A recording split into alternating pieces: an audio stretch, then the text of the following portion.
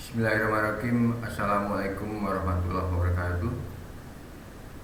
Saudara-saudara sekalian, taruna-taruni jurusan Ketatalaksanaan Pelayanan Niaga dan Kepelabuhanan, khususnya semester 5.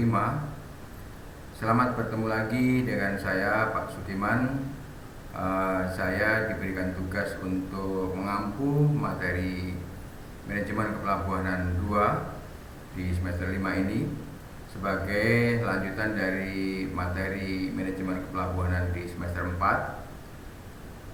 Saudara-saudara sekalian, perlu saya sampaikan kepada kalian semua bahwa materi Manajemen Kepelabuhanan 2 ini merupakan pendalaman dari Manajemen Kepelabuhanan 1. Artinya saya ingin memperdalam lagi, menguraikan secara detail masing-masing poin.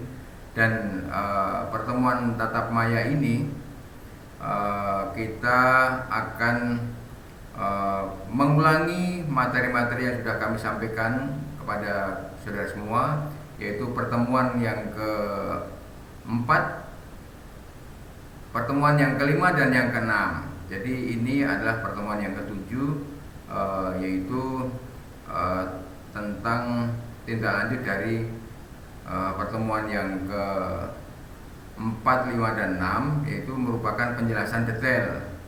Mungkin Anda ketika saya memberikan materi ada beberapa hal yang belum mengetahui, maka pada kesempatan ini saya akan sampaikan secara detail kesempatan tatap maya ini. Mudah-mudahan menjadi lebih mendalam lagi mempelajari manajemen kepelabuhanan ini. Dan yang terpenting adalah dimanapun Anda berada, saya berharap Anda dalam keadaan sehat walafiat, dan Anda bisa mengikuti pembelajaran jarak jauh ini dengan seksama tanpa menemukan suatu hambatan-hambatan apapun. Baik, untuk pertemuan ke-7 ini merupakan pertemuan lanjutan dari materi sebelumnya. Saya akan memulai dengan materi rencana induk pelabuhan atau master plan. Bahwa ketika kita ingin membangun suatu pelabuhan atau mengoperasikan pelabuhan, itu pertama-tama yang harus kita tetapkan adalah rencana induk pelabuhan atau master plan, di mana mau membangun pelabuhan itu master plan-nya harus jelas, wilayah daratan dan wilayah perairan, sebelah mana wilayah daratan dan sebelah mana wilayah perairan, di mana masing-masing wilayah tersebut ada lokasi-lokasi yang akan dibangun, yaitu fasilitas pokok dan fasilitas penunjang, baik itu wilayah daratan, wilayah perairan, masing-masing ada fasilitas pokok dan fasilitas penunjang. Sekarang kita lanjut ke master plan wilayah daratan. Untuk membangun suatu pelabuhan agar nanti tidak mengalami kendala tentang perizinan, mungkin juga tentang pengoperasian, batas-batas wilayahnya harus jelas. Sekarang wilayah daratan. Wilayah daratan itu untuk apa? Wilayah daratan itu akan dibangun fasilitas pokok, yaitu akan dibangun dermaga. Jelas, kira-kira yang diperlukan tuh dermaga panjangnya berapa, sesuai dengan kebutuhan. Yang kedua, suatu pelabuhan harus ada dibangun gudang atau lapangan penumpukan lini 1, kalau perlu lini 2. Itu merupakan fasilitas pokok yang wajib diadakan. Yang ketiga, terminal penumpang atau peti kemas, seaway atau stasiun pengemasan atau roll off roll on, atau juga fasilitas penampung limbah. Itu harus, setiap pelabuhan itu harus disediakan fasilitas penampung limbah, karena nanti limbah-limbah dari kapal itu tidak bisa dibuang ke laut, harus dibuang ke darat, yaitu operator pelabuhan itu harus menyediakan fasilitas penampung limbah. Selanjutnya ada juga fasilitas bunker BBM. Karena barang BBM itu merupakan kebutuhan pokok kapal, maka harus ada fasilitas khusus di mana kapal tersebut mengisi BBM. Harus ada fasilitas khusus yang jauh dengan kegiatan bongkar muat kapal-kapal lainnya, karena ini merupakan barang berbahaya. Demikian juga di sana harus diletakkan fasilitas pemadam kebakaran. Artinya di pelabuhan itu kegiatannya rentan dengan kegiatan-kegiatan pengelasan, kegiatan-kegiatan bongkar muat, itu tidak boleh ada kegiatan yang membahayakan. Maka suatu saat apabila terjadi kebakaran, gampang atau mudah untuk dikendalikan atau mudah untuk ditanggulangi dengan adanya fasilitas pemadam kebakaran yang cukup.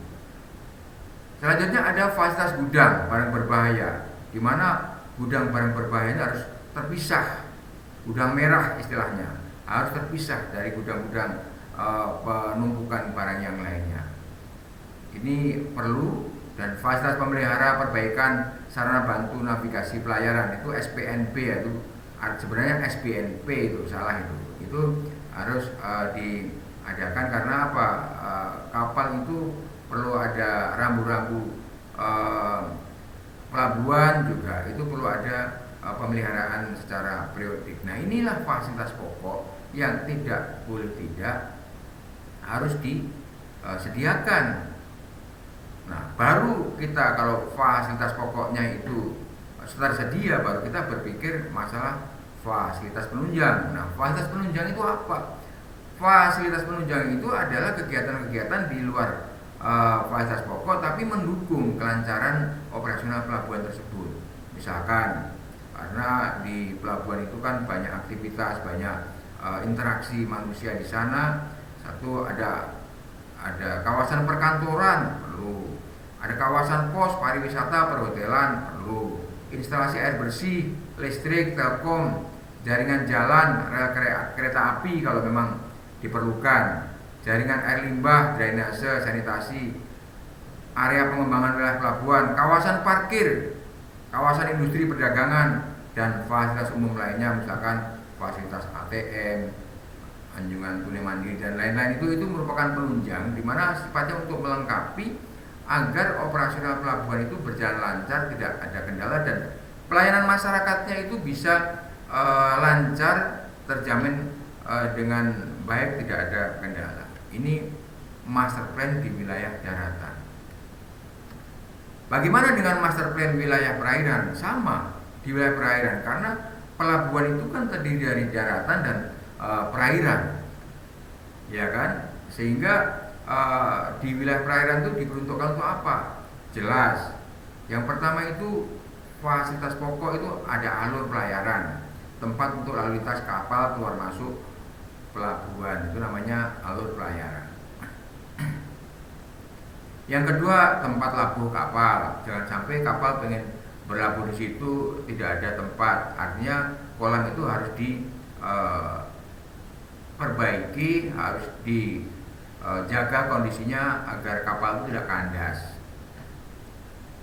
Kolam pelabuhan untuk sandar olah gerak kapal, itu fasilitas pokok. Tempat alih muat kapal itu di perairan ada ship to ship istilahnya. Jadi alih muat itu dari kapal ke kapal, itu di pelabuhan ada kalanya seperti. Mengapa demikian? Karena kadang-kadang kapal itu karena bobotnya atau draftnya itu tidak bisa masuk. Jadi pelabuhannya itu draftnya itu tidak dapat dimasuki oleh kapal tersebut, maka kapal muatannya itu dibongkar, bukan di pelabuhan tapi bukan di dermaga tapi di tempat pelabuhan di luar dermaga. Itu alih muat ya. Tempat untuk kapal mengangkut barang berbahaya, jelas itu harus disediakan tersendiri. Karena apa? Sebagaimana saya jelaskan tadi, bahwa barang-barang berbahaya itu perlu diawasi secara ketat, jangan sampai nanti mengganggu keamanan dan kelancaran bongkar muat yang lainnya. Karena itu perlu ada tempat khusus. Tempat untuk kegiatan karantina, artinya apa? pelabuhan itu harus terbebas dari penyakit menular, sehingga perlu ada tempat khusus untuk pemeriksaan instansi kantor kesehatan pelabuhan. Itu kapalnya harus ditempatkan di mana kalau misalkan ada indikasi barang-barang tersebut mengandung hama atau mungkin kapalnya ada di sana virus-virus yang menular. Tempat pelayanan pandu jelas itu harus disediakan, karena apa? Pelabuhan itu ada kalanya pelabuhan ditetapkan sebagai wilayah wajib pandu atau perairan wajib pandu. Artinya kapal-kapal dengan ukuran tertentu itu masuk pelabuhan tersebut harus dipandu. Nah, di mana letaknya tempat untuk pelayanan pandu tersebut? Itu harus disediakan sebagai fasilitas pokok. Tempat untuk kapal pemerintah, nah itu harus ada, karena apa? Kapal-kapal pengawasan. Kapal-kapal pemerintah itu banyak, kapal dari patroli, KPLP, patroli angkatan laut, patroli kepolisian, bea cukai, itu ada tempat khusus, jangan sampai mengganggu aktivitas bongkar muat barang. Itulah fasilitas pokok pada master plan di wilayah perairan.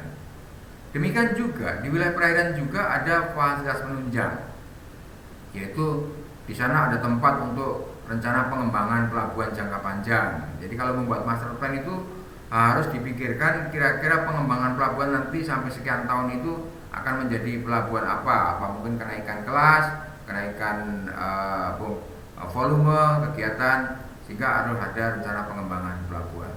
Ada juga fasilitas pembangunan pemeliharaan kapal, itu sifatnya usaha penunjang atau tempat untuk percobaan berlayar, sea trial.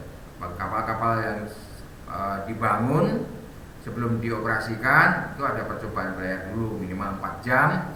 Itu sea trial, itu harus ada tempat khusus, jangan sampai mengganggu alur lalu lintas keluar masuk kapal. Tempat kapal mati, artinya apabila kapal-kapal rusak itu tidak sembarangan ditempatkan, itu harus tempat anchor area yang tersedia di sana, yaitu jangan sampai nanti keberadaan kapal itu menghalangi keluar masuk kapal-kapal yang masih aktif. Tempat untuk keperluan darurat banyak. Keperluan darurat itu evakuasi, misalkan terjadi ada bencana, ada apa, itu titik kumpulnya di mana, itu ada tempat khusus. Dan tempat untuk wisata perhotelan itu bisa juga wisata apung, itu merupakan bagian dari master plan di wilayah perairan, tapi sifatnya fasilitas penunjang, bisa ada bisa tidak ya. Tapi kalau fasilitas pokok tadi baik wilayah daratan maupun wilayah perairan itu wajib hukumnya. Kalau tidak ada itu maka memungkinkan izin pembangunannya di pending untuk dilengkapi. Nah, baik kalau kita sudah berbicara masalah master plan yang merupakan persyaratan untuk mendapatkan izin pembangunan pelabuhan. Sekarang kita beranjak pada pelaksanaan pembangunan pelabuhan. Pembangunan pelabuhan utama dan pengumpul sebagai contoh. Kalau pembangunan pelabuhan yang regional maupun lokal itu sifatnya lebih sempit lagi. Kita berikan contoh saja yang pelabuhan utama dan pelabuhan pengumpul yang skalanya itu nasional maupun internasional. Dapat dilaksanakan setelah mendapatkan izin dari Direktur Jenderal Perhubungan Laut. Kalau lokasi untuk dibangun pelabuhan itu izinnya dari Menteri Perhubungan, tapi kalau pelaksanaan pembangunan itu izinnya cukup dari Ditjen Perhubungan Laut. Nah, itu siapa pelaksana pembangunan? Nah, tergantung. Pelaksana pembangunan itu ada 3. Kalau pelabuhan itu diusahakan secara komersial, itu merupakan tugas atau merupakan kewajiban dari otoritas pelabuhan, instansi pemerintah. Otoritas pelabuhan itu di pelabuhan utama, tapi kalau di pelabuhan kelas 1, kelas 2, kelas 3, kelas 4 itu namanya kantor sah bandar dan otoritas pelabuhan atau disingkat KSOP. Itu biasanya ya, itu kalau ada kantor sah bandar dan otoritas pelabuhan, maka pelabuhannya tersebut sudah diusahakan secara komersial, yaitu oleh PT Pelindo. Nah, yang kedua, ada pelabuhan yang belum diusahakan secara komersial, itu pelabuhan-pelabuhan kecil, itu masih mutlak dikelola oleh pemerintah, maka instansi pemerintah di sana namanya unit penyelenggara pelabuhan, bukan kantor otoritas pelabuhan atau KSOP, bukan, tapi unit penyelenggara pelabuhan, disingkatnya UPP. Anda bisa lihat di seluruh wilayah Indonesia ini di mana ada pelabuhan-pelabuhan kecil yang kantor namanya kantor pengawas keselamatan pelayaran namanya UPP, unit penyelenggara pelabuhan, berarti pelabuhan itu belum diusahakan secara komersial, artinya masih full sosial masyarakatan. Ada juga pelaksana pembangunan itu oleh badan usaha pelabuhan, tapi biasanya itu kalau badan usaha pelabuhan yang mempunyai kewajiban ini sudah mendapatkan konsesi dari instansi pemerintah atau dari otoritas pelabuhan atau kerjasama lainnya, jadi sudah diberikan konsesi, diberikan hak untuk bisa membangun suatu pelabuhan dengan persyaratan tertentu. Kita masih berbicara tentang pembangunan pelabuhan. Itu ada 4 tahap yang perlu kita perhatikan, atau Anda sekalian suatu saat Anda mempunyai kesempatan untuk membangun pelabuhan, itu tahapan-tahapan ini harus dipelajari. Yaitu yang pertama itu perizinan itu mutlak. Tanpa izin maka tidak boleh membangun suatu pelabuhan. Ya, izin. Ya tadi, izinnya oleh siapa? Direktur Jenderal Perhubungan Laut. Yang kedua, setelah mendapatkan izin, ya dilaksanakan membangun. Pada pelaksanaan itu, pada pembangunan itu ada tahapan-tahapan. Yang pertama, harus perencanaan yang matang. Planningnya harus matang. Artinya planning matang seperti apa? Nanti saya jelaskan satu persatu.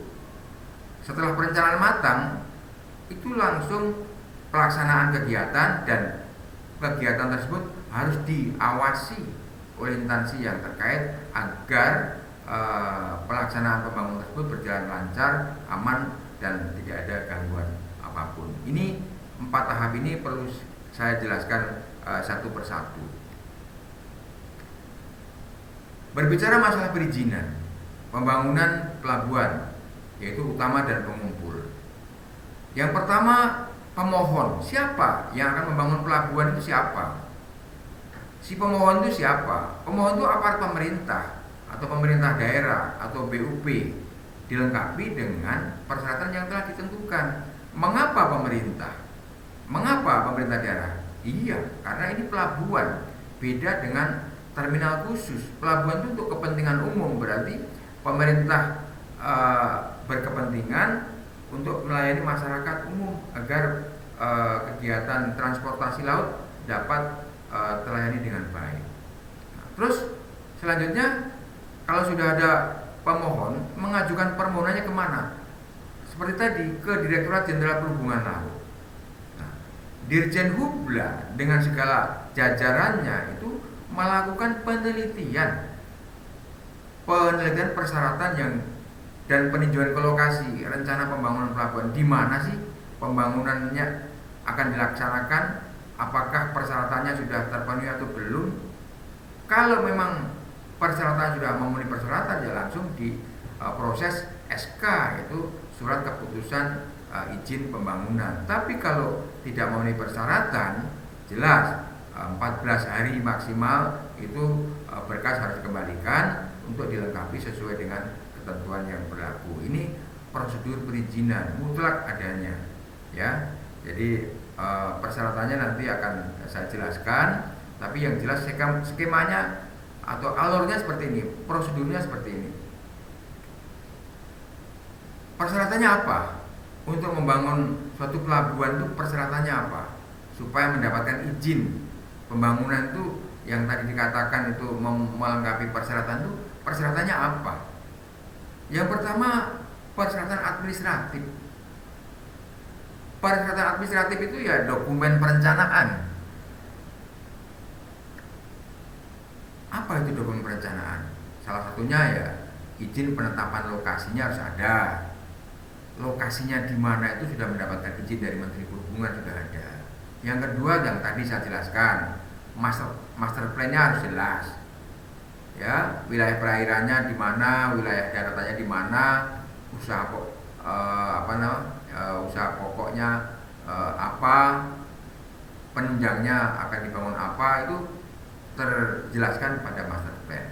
Terus yang ketiga, rencana daerah lingkungan kerjanya sampai batas-batas mana, daratannya, daerah lingkungan kepentingannya sampai batas mana.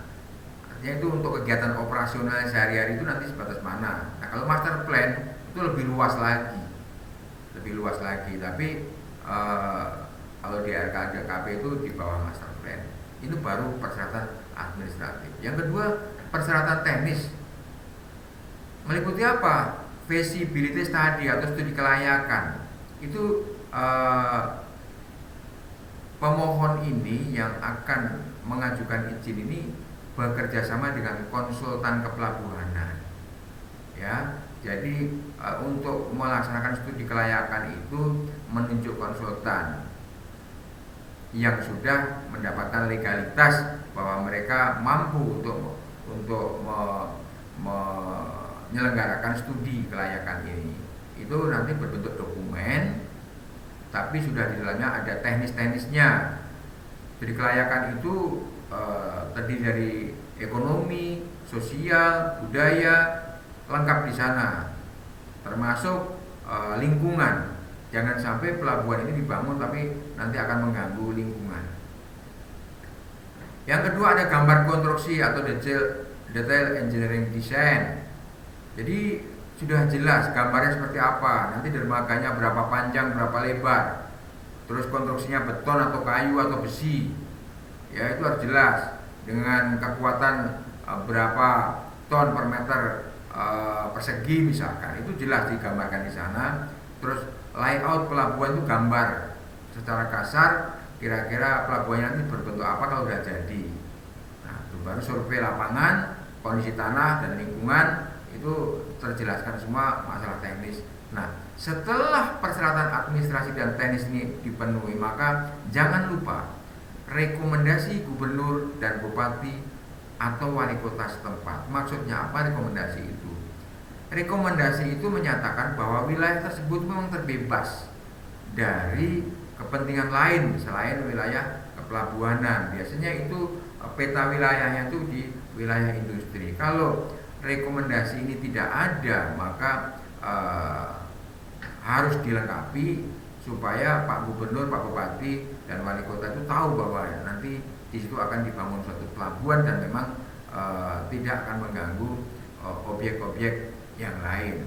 Misalkan jangan di tempat wisata dibangun pelabuhan, jangan di tempat pendidikan dibangun pelabuhan. Yang bisa dibangun pelabuhan itu biasanya kawasan-kawasan industri yang berdekatan dengan internalnya yang bagus di sana. Terus yang terakhir itu harus ada rekomendasi keselamatan pelayaran dari KSOP setempat. Apa isi keselamatan pelayaran ini? Kalau di situ dibangun suatu pelabuhan, itu KSOP itu akan memberikan rekomendasi itu terkait dengan kedalaman pelabuhan. Di situ ada kalau kedalaman lautnya itu memungkinkan enggak, arusnya memungkinkan enggak, nanti tingkat sedimentasi memungkinkan enggak, sehingga jangan sampai nanti ketika dibangun itu cepat dangkal, atau juga mungkin di situ tempat untuk wilayah-wilayah yang tidak memungkinkan, itu akhirnya akan mengganggu keselamatan pelayaran. Ya, jadi sangat penting rekomendasi keselamatan pelayaran dan rekomendasi dari bupati, wali kota atau gubernur itu terkait dengan tata ruang wilayah daerah. Nah, ini dokumen yang harus dilengkapi tadi sebelum perizinan itu dilakukan. Permohonan perizinan dilakukan itu permohonan dan dilengkapi dengan persyaratan-persyaratan administratif maupun persyaratan teknis dan rekomendasi dari aparat setempat ini. Baik, tadi tahapan tahapan pembangunan tadi kan ada 4: perencanaan, pelaksanaan, dan eh, eh, pengawasan tadi ya, pengawasan. Sekarang tahapan perencanaan. Wilayah perencanaannya itu di mana ketika pengen bangun pelabuhan? Ya, pertama pelaksana ini mesti konsolidasi dengan instansi terkait, jangan sampai nanti menjadi hambatan, termasuk desain gambar itu sebelum dilakukan aksi untuk pembangunan itu disahkan dulu oleh kementerian atau oleh Dijen Perhubungan Laut yang membidangi masalah kepelabuhanan ini. Benar tidak ini desainnya? Ini termasuk pelabuhan tingkat apa ini? Apa tingkat nasional atau kelas internasional atau regional? Maka desain menentukan. Yang diizinkan adalah pelabuhan regional, ternyata desainnya nanti berbeda. Itu jangan sampai. Jadi konsolidasi itu dan pengesahan desain itu termasuk bagian dari perencanaan. Jangan sampai nanti dilaksanakan tapi perencanaannya kurang matang. Terus yang kedua, penyesuaian gambar dengan lokasi pembangunan. Jelas, gambar diterapkan pada suatu lokasi harus pas. Jangan sampai nanti lokasi tersebut katakanlah luas tanah berbeda dengan yang ada di gambar. Itu akan membingungkan pelaksananya. Analisa dampak lingkungan itu merupakan dokumen perencanaan. Ya, itu ada instansi terkait, misalkan Badan Lingkungan Hidup, itu harus bisa memberikan suatu rekomendasi analisa AMDAL, istilahnya analisa dampak lingkungan. Kira-kira apa yang perlu diperhatikan selama ada pembangunan, ya, masalah kebisingan, masalah pengerukan, masalah dampak lingkungan, masalah perikanan dan lain-lain. Itu ditujukan kepada pelaksana nanti agar terjaga, jangan sampai nanti mengganggu kelancaran pembangunan. Baru yang terakhir, apabila ketiga ini sudah tidak ada masalah, maka baru perencanaan kebutuhan. Diperlukan material berapa, diperlukan dana berapa, diperlukan SDM berapa, terus sistem dan prosedurnya seperti apa, itu harus bisa tertata dengan baik dan tidak mempengaruhi jadwal waktunya. Terus sudah, jadi tadi perencanaan, sekarang pelaksanaan. Pelaksanaan pembangunan paling lambat 2 tahun setelah izin penetapan lokasi harus sudah dilaksanakan pembangunan pelabuhan, baik utama maupun pengumpul sesuai dengan izinnya. Paling lambat 2 tahun itu sudah harus ada pelaksanaan. Mengapa izin penetapan lokasi itu perlu diberikan batas waktu? Karena untuk mengetahui tingkat keseriusan. Percuma Menteri Perhubungan memberikan izin penetapan lokasi tapi tidak segera dibangun. Ya, sedangkan izin penetapan lokasi itu ada batas waktunya. Apabila sudah dalam batas waktu tertentu yang sudah ditetapkan di situ tidak membangun, maka bisa ditinjau kembali, bahkan dicabut itu izin lokasi itu. Jadi diberi waktu paling lama 2 tahun itu harus sudah dilaksanakan pembangunan. Nah, dalam pelaksanaan pembangunan itu, tahapan pelaksanaan pembangunannya itu seperti apa? Yang pertama, selaku pelaksana itu sebelum memulai membangun itu memberitahukan kepada penyelenggara pelabuhan dan instansi terkait. Mutlak itu harus diberitahukan bahwa mulai hari apa, tanggal berapa akan mulai peletakan batu pertama dan selanjutnya akan mulai pembangunan. Itu instansi terkait itu kan pengawasan tugasnya. Ada pengawasan kepelabuhanan, pengawasan keselamatan pelayaran, ada pengawasan keamanan, ada juga masalah kesehatan lingkungan dan lain-lain. Itu diberitahukan supaya jangan sampai nanti pelaksanaan pembangunan mereka instansi terkait itu tidak mengetahui, pasti ada trouble di tengah jalan. Mungkin kurang koordinasi, itu bisa mengakibatkan kegiatan bisa diberhentikan sementara. Ya, baru pelaksanaan pembangunan sesuai dengan gambar konstruksi, tidak boleh menyimpang dari gambar atau desain gambar konstruksinya seperti apa, harus seperti itu. Karena kalau sampai nanti itu berbeda, itu akan mengakibatkan berpengaruh terhadap komponen-komponen yang lainnya. Schedule atau penjadwalan, diperkirakan membangun pelabuhan itu katakanlah 6 bulan atau mungkin setahun sesuai dengan tingkat kelas pelabuhan itu harus tepat waktu, kecuali ada kondisi-kondisi darurat yang memang mengharuskan jadwalnya diperbarui atau dirubah, tuh ada di sana adendum misalkan.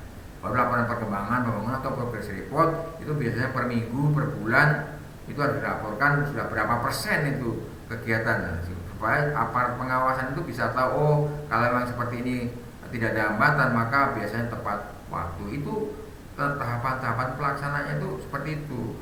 Perencanaannya juga ada tahapan, pelaksanaannya juga tahapan, sehingga masing-masing pihak aparat pengawasan itu bisa ikut sumbang saran atau melaksanakan, ikut aktif dalam proses kegiatan ini, dan pada akhirnya saling memberikan kontribusi dalam rangka kelancaran pembangunan tersebut.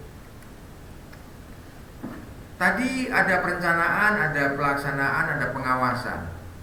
Agar pembangunan pelabuhan dapat terlaksana dengan baik sesuai dengan rencana, diperlukan pengawasan, pengevaluasian secara terus-menerus dan oleh petugas pengawasan. Siapa petugas pengawas? Petugas pengawasan yaitu konsultan pengawas atau juga instansi pemerintah yang terkait, ya, apa itu di perairan maupun di daratan, bekerja sama dengan pemerintah setempat. Itu aparat pengawasan. Apa yang diawasi? Yang diawasi apa? Yang diawasi adalah satu, kesesuaian dengan gambar. Jadi gambarnya itu seperti apa, maka bentuk bangunannya juga harus sama. Kalau tidak sama percuma ada konsultan perencana kalau tidak mengikuti itu. Jadi istilahnya begini, apabila pelaksanaan itu tidak sesuai dengan perencanaan, maka disitulah ada penyimpangan. Ketika ada penyimpangan, maka disitulah ada problem yang muncul. Jadi diharapkan ya perencanaan ya sama pelaksanaan itu sama, kesesuaian dengan gambar, kesesuaian dengan penggunaan bahan baku, ya besinya ukuran berapa, semennya berapa, batunya berapa, itu kan harus sesuai. Kalau tidak sesuai berarti ada penyimpangan juga. Nah, aparat pengawasan itu yang diawasi ruang lingkupnya seperti itu. Ukuran volume kegiatan, efisiensi penggunaan dana keuangan. Biasanya efisiensi penggunaan dana keuangan itu apabila dibiayai oleh APBN. Jadi aparat pemerintah itu ikut mengawasi jangan sampai dana yang disediakan itu tidak cukup kecuali ada alasan-alasan yang dapat dipertanggungjawabkan. Pengendalian dampak lingkungan. Ada instansi khusus yang mengawasi masalah lingkungan, yaitu jangan sampai ini pelabuhan ini dibangun tapi mengganggu lingkungan sekitarnya. Memperhatikan keamanan dan keselamatan kerja, lingkungan dan kesesuaian jadwal waktu. Ini ruang lingkup tentang pengawasan. Apabila perencanaan matang, pelaksanaannya juga sesuai dengan perencanaan tadi, maka pengawasan ini tidak akan terlalu sulit karena tinggal menyesuaikan dengan apa yang sudah direncanakan. Ya, saudara-saudara sekalian, kita sudah selesai berbicara tentang penetapan lokasi dan kita juga sudah selesai berbicara masalah pembangunan, baik mulai perizinan sampai dengan pengawasan. Selanjutnya kita akan meningkat pada bagian atau pada tahap bagaimana mengoperasikan pelabuhan. Pengoperasian pelabuhan dilakukan setelah pembangunan pelabuhan dinyatakan selesai oleh aparat yang berwenang. Ya, jadi apakah ini sudah betul-betul selesai atau belum? Dengan terlebih dulu diterbitkan izin pengoperasian. Artinya disurvei dulu. Kalau memang eh, pembangunannya itu betul-betul sudah selesai sesuai dengan perencanaan, baru izin pengoperasian oleh Dirjen Perhubungan Laut bisa didelegasikan kepada KSOP setempat. Ini karena tinggal pengoperasian. Nah, sekarang apa yang dicermati yang oleh aparat yang berwenang untuk mengizinkan beroperasinya pelabuhan ini? Dibangun terus dioperasikan. Persyaratannya adalah pembangunan pelabuhan dinyatakan selesai. Bagaimana caranya mengetahui bahwa ini selesai? Ya perencanaan tadi, dievaluasi, juga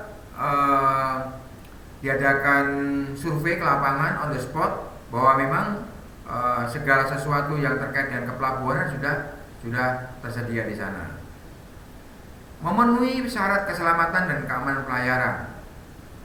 Rambu-rambunya sudah jelas, dermaganya jelas, kolam pelabuhannya jelas, gudangnya jelas sesuai dengan ukurannya dan kedalamannya sudah sesuai dengan perencanaannya. Alur pelayarannya sudah semua lengkap. Itu aspek-aspek yang berkaitan dengan keselamatan pelayaran, sehingga ketika nanti ada kapal masuk atau keluar pelabuhan tersebut tidak akan terkendala di bidang keselamatan ini.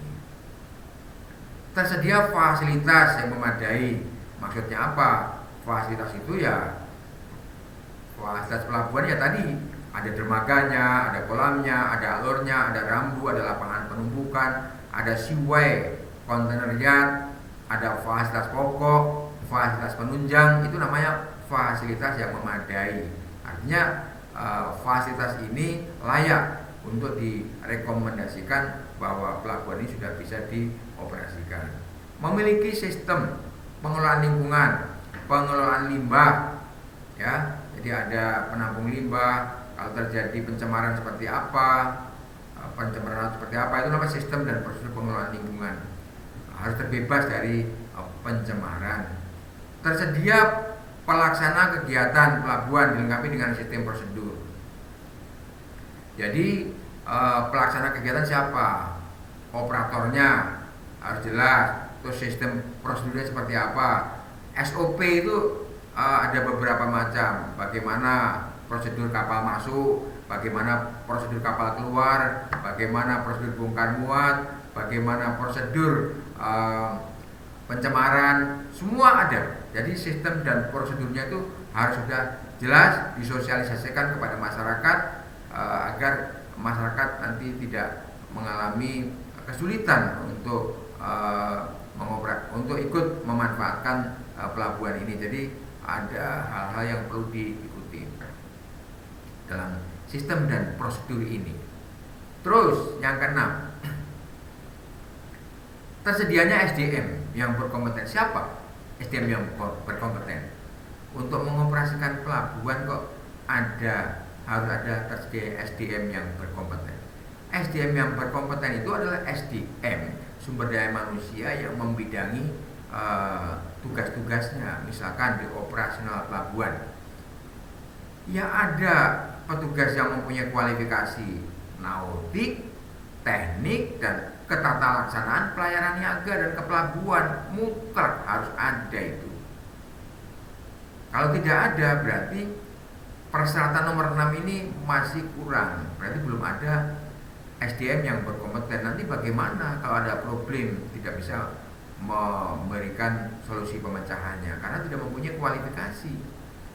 Misalkan di bagian keuangan, ya ada ahli-ahli ekonomi, ahli-ahli akuntansi, ya, misalkan bagian umum, ya ada ahli komunikasi, ada ahli humas dan lain-lain. Artinya masing-masing bagian itu sudah tersedia SDM yang berkompeten. Dan yang terakhir, untuk mengoperasikan pelabuhan itu terlebih dulu setelah dilakukan uji coba operasional, mungkin 1 kali 2 kali, kapal masuk, kapal keluar, kapal sandar, itu bongkar muat, itu ada uji coba operasional. Kalau memang itu tidak ada hambatan, mulai selanjutnya langsung go, yaitu dioperasikan melayani kepentingan umum. Ya, pelabuhan itu tempat yang terdiri dari daratan dan perairan, dengan batas-batas tertentu untuk kegiatan sandar kapal, bongkar muat barang, naik turun penumpang, dan kegiatan pemerintahan. Itu kan definisinya, maka itu harus diuji coba operasional. Baik, sekarang operasional pelabuhan pada umumnya sudah kami jelaskan, tapi karena pelabuhan itu hierarkinya itu berbeda-beda, ada operasional pelabuhan utama, pelabuhan pengumpul, pelabuhan pengumpan, pelabuhan regional. Itu salah satu contoh saja ya, salah satu contoh. Bagaimana operasional pelabuhan utama dan pengumpul?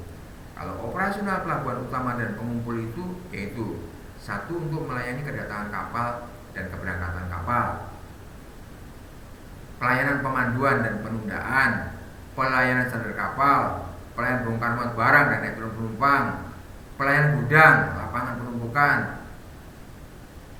keluar masuk kendaraan dan orang di sisi darat tuh, pelayanan fasilitas bakar, pelayanan pemeliharaan docking kapal, dan pelayanan-pelayanan yang lainnya. Ini kegiatan pokok di pelabuhan, hanya skopnya berbeda-beda. Kalau pelabuhan utama itu melayani kepentingan internasional, kalau pelabuhan pengumpul itu melayani kepentingan nasional, pelabuhan regional itu kepentingan wilayah provinsi, dan pelabuhan lokal itu hanya untuk melayani kepentingan di dalam kabupaten kota. Jangan lupa, pengoperasian pelabuhan itu diikuti dengan pemeliharaan atau maintenance pelabuhan.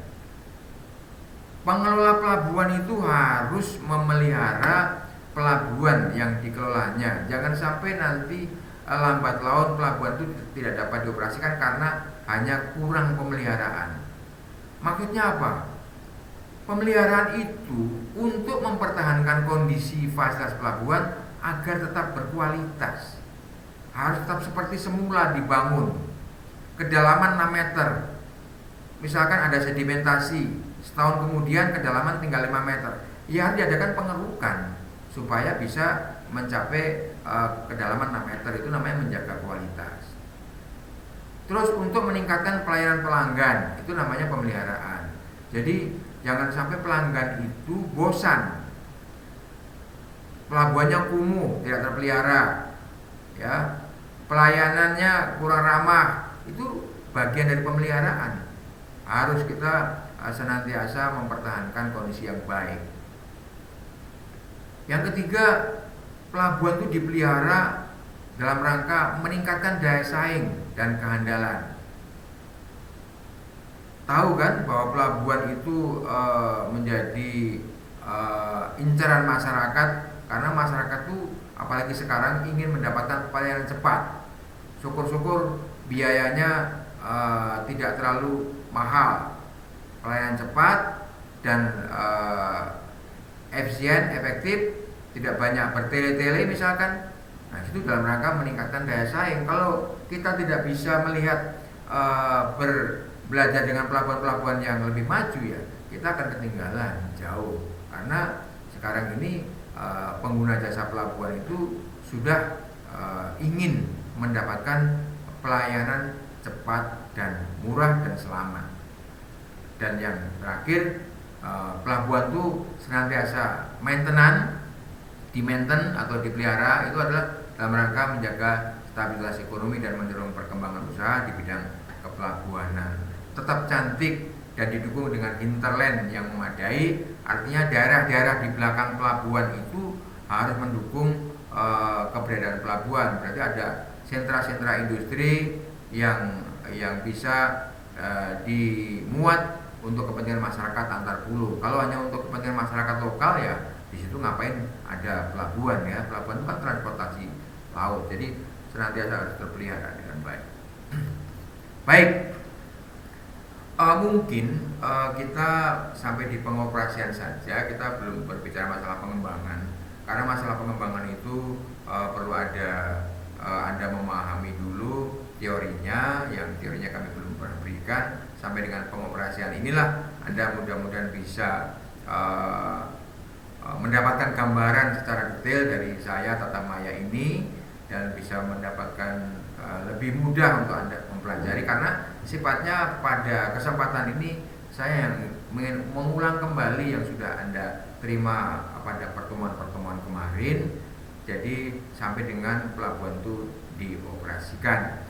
Ini pertemuan ketujuh ini merupakan pendalaman dari pertemuan kelima dan keenam. Baik, saudara-saudara sekalian, mungkin untuk sementara pertemuan ini sampai di sini dulu. Nanti kita bisa disambung untuk pertemuan berikutnya. Yang penting Anda, saya harapkan senantiasa sehat walafiat dan bisa mengikuti materi ini dengan baik, dan mudah-mudahan bisa menambahkan pengetahuan di samping dengan ilmu-ilmu pengetahuan yang lain yang merupakan bagian dari proses belajar mengajar di Akademi Maritim Suaka Bahari. Terima kasih atas perhatiannya. Wassalamualaikum warahmatullahi wabarakatuh.